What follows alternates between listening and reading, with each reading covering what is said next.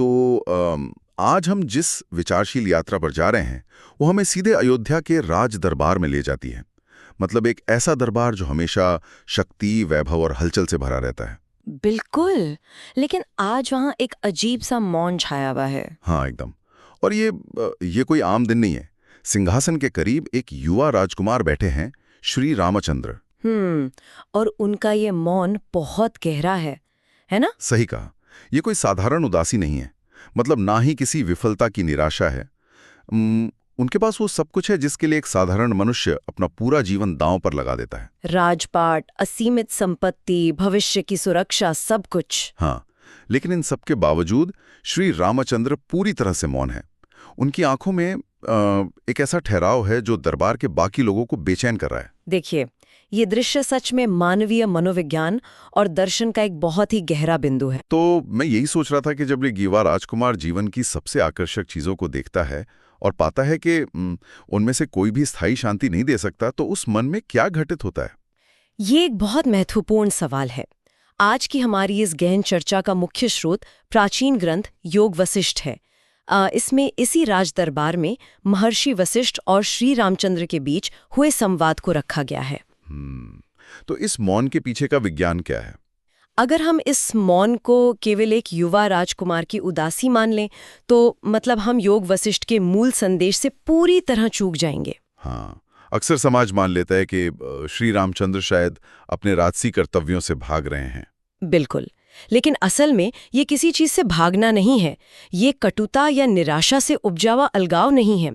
मैं कहूंगी कि ये एक बहुत ही गहरी समझ है जिसे भारतीय दर्शन में वैराग्य कहा गया है। वैराग्य मतलब संसार से घृणा करना या जंगलों में छिप जाना नहीं। एकदम सही। वैराग्य का अर्थ है संसार की वास्तविकता को बिना किसी भ्रम के स्पष्ट रूप से देखना। हमारी आज की इस गहन चर्चा का मुख्य उद्देश्य यही है। तो मतलब ये समझना कि जब मनुष्य उन चीजों की असलियत देख लेता है जिनके पीछे पूरी दुनिया भागती है, तो उसके भीतर क्या बदलता है? हाँ, श्री रामचंद्र जीवन की उन बुनियादों को टटोल रहे हैं जिन्हें लोग अक्सर बिना सोचे समझे परम सत्य मान लेते हैं। ये नजरिया तो इस पूरे प्रसंग को देखने का ढंग ही बदल देता है। और उनके इस चिंतन की शुरुआत उस चीज से होती है जो बाहरी दुनिया में सबसे ज्यादा शक्तिशाली मानी जाती है, यानी धन। बिल्कुल। जब हम श्री रामचंद्र के पहले विचार की ओर बढ़ते हैं तो वो पूरी तरह से संपत्ति की नश्वरता पर केंद्रित है। आमतौर पर तो लोग सोचते हैं कि पैसा हर समस्या का समाधान है, लेकिन श्री रामचंद्र इसे एक अलग ही चश्मे से देख रहे हैं। उन्होंने धन की वास्तविकता को बहुत गहराई से परखा है। अगर मैं इसे आज के संदर्भ में कहूं तो धन की तुलना एक ऐसे पेन किलर से की जा सकती है जो दर्द को कुछ देर के लिए सुन्न तो कर देता है, लेकिन बीमारी का इलाज नहीं करता। ये बहुत अच्छी उपमा है। वो असुरक्षा की असली बीमारी को नहीं मिटाता। लेकिन यहाँ मेरे मन में एक वैचारिक चुनौती आ रही है। क्या श्री रामचंद्र ये संदेश दे रहे हैं कि मनुष्य को दरिद्र हो जाना चाहिए? नहीं। ये एक बहुत ही तार्किक प्रश्न है और यहीं पर महर्षि वशिष्ठ और योग वशिष्ठ की असली गहराई खुलकर सामने आती है। क्योंकि धन के बिना तो जीवन का संघर्ष और बढ़ जाता है ना? बुनियादी जरूरतें पूरी करना मुश्किल हो जाता है।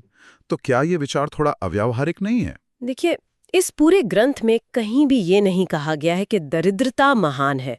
दर्शन शास्त्र की समस्या धन या सिक्के नहीं है। तो फिर असली समस्या क्या है? धन तो केवल एक निष्क्रिय वस्तु है।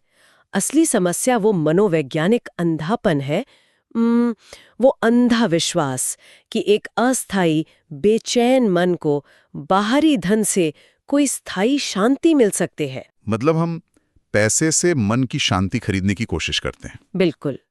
इसे ऐसे समझिए, जिसके पास धन नहीं है वो उसे पाने के लिए दिन रात चिंतित रहता है। उसका पूरा फोकस उसी पर होता है। हाँ, लेकिन जिसके पास धन आ जाता है, क्या उसकी चिंताएं खत्म हो जाती हैं? नहीं, वो उसे खोने के डर से और भी ज्यादा घिर जाता है। हाँ, वो अपनी सुरक्षा के लिए ऊंची दीवारें बनाता है, लेकिन डर तो उसके भीतर होता है। एकदम सही कहा आपने। धन जीवन को एक बाहरी सहारा दे सकता है, लेकिन वो चेतना को पूर्णता नहीं दे सकता। धन शारीरिक सुरक्षा का भ्रम तो देता है, लेकिन आत्मा के खालीपन को नहीं भर सकता। ये बात सचमुच सोचने पर मजबूर कर देती है। मतलब जब इंसान को यह समझ आ जाता है कि उसका बैंक बैलेंस उसे मृत्यु या बीमारी से नहीं बचा सकता, तो उसका अहंकार एक नया कवच ढूंढता है। बहुत सही दिशा में जा रहे हैं आप। और ये बहुत स्वाभाविक है कि जब बाहरी साधन विफल होते हैं तो मनुष्य अपनी उस ऊर्जा की ओर मुड़ता है जो उसके ठीक भीतर है।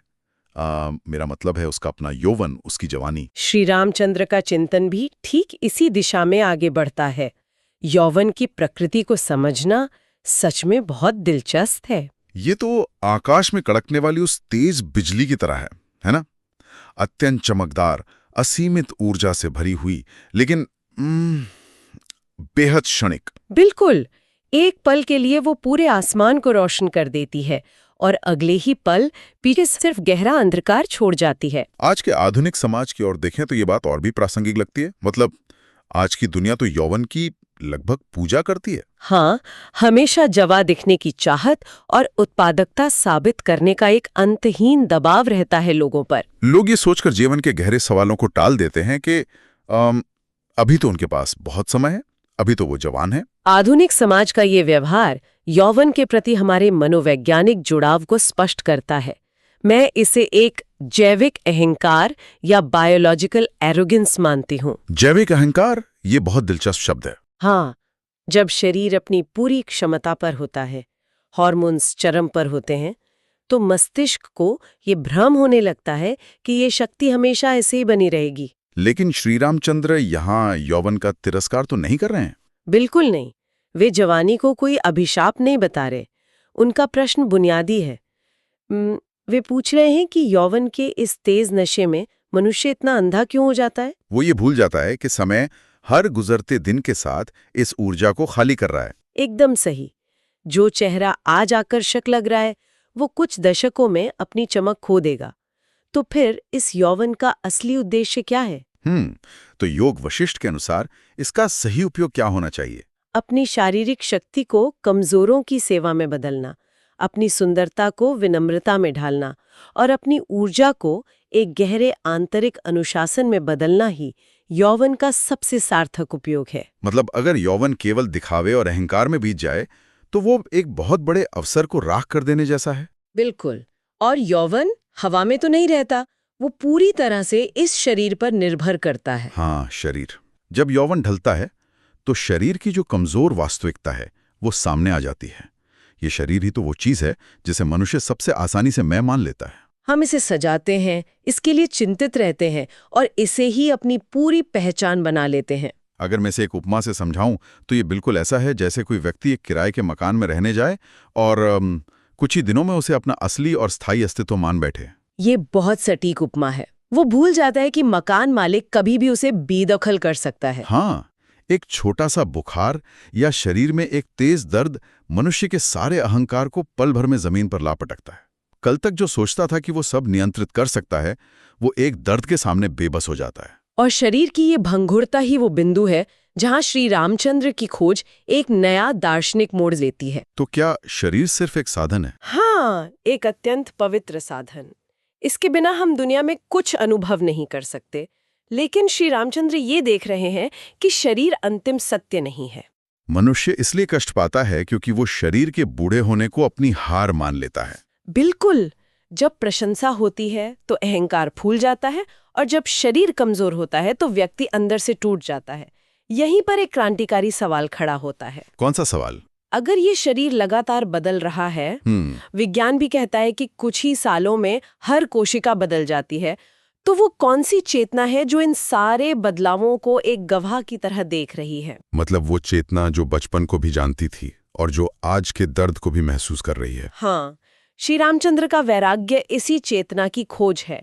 वे इस सत्य को पकड़ रहे हैं कि जो हर पल बदल रहा है वो मेरा असली स्वरूप नहीं हो सकता। जो हर पल बदल रहा है वो मेरा असली स्वरूप नहीं हो सकता। ये विचार भीतर तक एक गहरी शांति लाता है।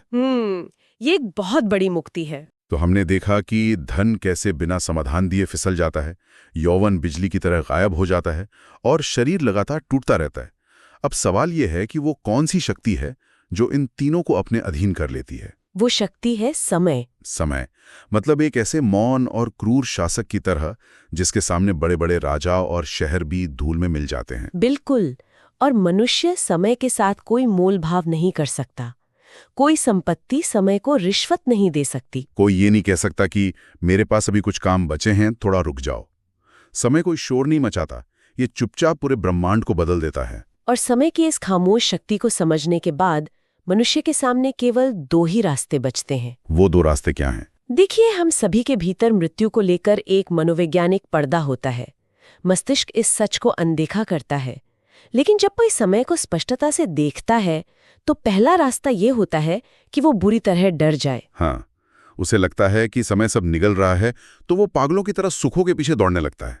बिल्कुल, वो सोचता है कि इससे पहले सब खत्म हो, मैं हर चीज का भोग कर लूं। ये एक डरा हुआ जीवन है। लेकिन दूसरा रास्ता वो है जिस पर श्री रामचंद्र चल पड़े थे। वे घबराए नहीं, बल्कि भीतर से पूरी तरह जागृत हो गए। हाँ, उन्होंने खुद से पूछा कि समय के द्वारा ये सब कुछ छीन लिए जाने से पहले मुझे असल में क्या खोजना चाहिए, वो क्या है जिसे समय नहीं छू सकता। और शायद इसीलिए अयोध्या के दरबार में जब श्री रामचंद्र ये सब कह रहे थे, तो महर्षि वशिष्ठ ने उन्हें बीच में एक बार भी नहीं रोका। महर्षि वशिष्ठ का वो मौन अपने आप में एक बहुत बड़ा संदेश है। क्योंकि आमतौर पर जब कोई युवा नश्वरता की बात करता है तो परिवार वाले घबरा जाते हैं। अगर कोई साधारण सलाहकार होता तो तुरंत बातचीत को दबा देता। वो कहता है कि अरे राम, तुम अभी युवा हो, नकारात्मक बातें मत करो। लेकिन महर्षि वशिष्ठ अपनी जगह खामोश बैठे रहे। उन्होंने श्री रामचंद्र को अपनी बात पूरी करनी थी। क्योंकि वे जानते थे कि श्री रामचंद्र जीवन से निराश होकर नहीं बोल रहे हैं। ये दृष्टि की पूर्ण शुद्धि है। श्री रामचंद्र अपने मन के भीतर जमी धूल साफ कर रहे थे। मतलब अस्थायी चीजों और असली चेतना के बीच एक स्पष्ट रेखा खींच रहे थे। एकदम सही। महर्षि वशिष्ठ समझ गए थे कि जब तक एक बर्तन पूरी तरह से खाली नहीं होता, तब तक उसमें ज्ञान रूपी निर्मल जल नहीं भरा जा सकता। श्री रामचंद्र उन सभी झूठी सुरक्षाओं को तोड़ रहे थे जिन्हें मनुष्य अपना जीवन मान बैठता है, और महर्षि वशिष्ठ का उन्हें ना रोकना ये बताता है कि सत्य की राह पर झूठी सांत्वना नहीं देनी चाहिए। ये हमारे आज के समाज के लिए भी एक बहुत बड़ा सबक है। तो अगर हम इस पूरी विचारशील यात्रा को एक धागे में पिरोने की कोशिश करें तो इसका हमारे दैनिक जीवन के लिए असल अर्थ क्या है? मैं कहूंगी कि इसका अर्थ ये बिल्कुल नहीं है कि हम सब कुछ छोड़कर पहाड़ों पर चले जाएं। हाँ, मतलब इसका वास्तविक अर्थ ये है कि हम जीवन को स्पष्टता के साथ देखें। अगर हम बाहरी दुनिया में काम कर रहे हैं, धन कमा रहे हैं, तो उसके साथ साथ हमें अपने भीतर एक गहरी आंतरिक स्थिरता का भी निर्माण करना चाहिए। बिल्कुल। धन का उपयोग जीवन को सुगम बनाने के लिए है, यौवन का उपयोग अनुशासन के लिए, और शरीर एक पवित्र साधन है। लेकिन भूलकर भी इन सबको अपना अंतिम सत्य नहीं मानना है। यही वो वैराग्य है जिसकी आज की इस अंधी दौड़ में शामिल दुनिया को जरूरत है। और इस संतुलन को समझना ही योग वशिष्ठ का पहला कदम है। सही कहा। जब श्री रामचंद्र ने देख लिया कि असीमित धन मनोवैज्ञानिक शरण नहीं दे सकता, यौवन रुक नहीं सकता, शरीर अंतिम पहचान नहीं हो सकता, और इस मौन समय को हराया नहीं जा सकता, तो फिर बचता क्या है? यही वो बुनियादी प्रश्न है। चर्चा समाप्त करने से पहले मैं चाहता हूं कि लोग इस एक विचार पर ध्यान दें। अगर धन, यौवन और ये शरीर सब कुछ समय के अधीन है और एक दिन नष्ट हो जाएगा, तो क्या हमारी हर आधुनिक महत्वाकांक्षा, सफलता की अंधी दौड़ और भविष्य को सुरक्षित करने का हमारा हर प्रयास, क्या ये सब कुछ बस मृत्यु और समय के खौफ को छिपाने का एक तरीका है? ये बहुत ही गहरा सवाल है। क्या हम सिर्फ खुद को व्यस्त रख रहे हैं ताकि इस सच का सामना न करना पड़े? बिल्कुल, इस पर विचार करें। और अगर सब कुछ इतना अस्थायी है, अगर हर बाहरी चीज रेत की तरह फिसल रही है, तो फिर ये मन बार बार उन्हीं क्षणभंगुर इच्छाओं की ओर क्यों लौटता है? हमारी अगली ज्ञान यात्रा में श्री रामचंद्र की ये खोज बाहरी दुनिया से मुड़कर स्वयं इस बेचैन, चंचल और भ्रमित मन की गहराइयों की ओर जाएगी।